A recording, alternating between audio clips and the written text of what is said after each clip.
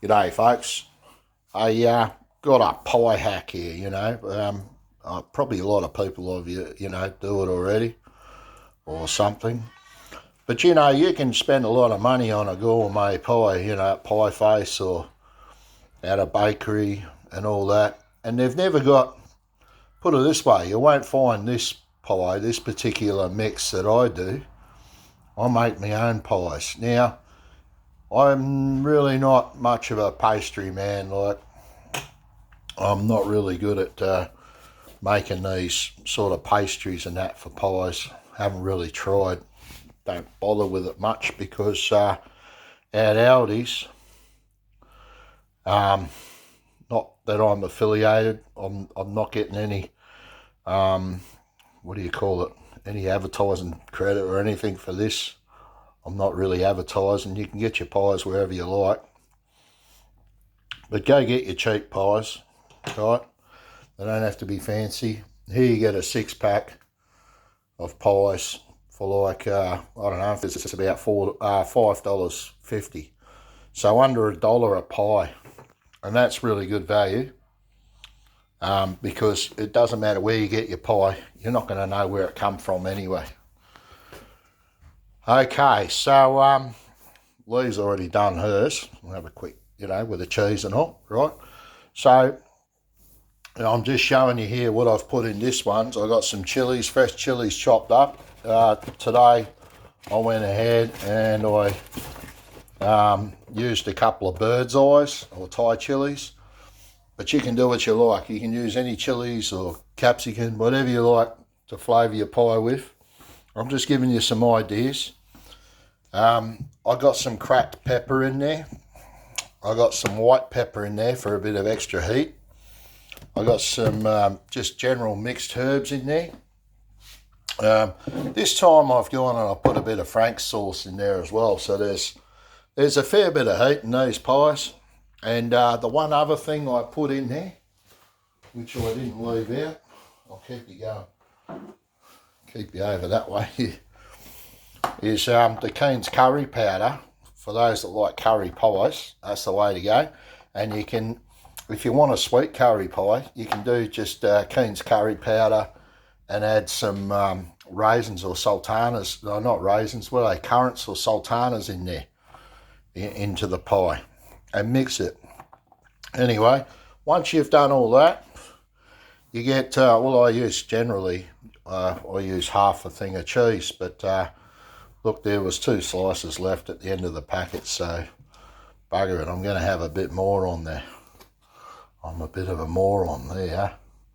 Look, I'll swap that one, that's a bit big. There, put that big one on there. And then the hats go on. Already got the oven going. I've nuked these pies just to soften them up so I could carefully use a knife and go around the edge, take the hat off. This saves you being a pastry chef. You don't need to. You save a lot of time and bullshit too, dishes and all that sort of stuff, washing up, because you just get them straight from the pack. And I don't know how they get 3 health stars on a pie, but anyway, it's happening, right?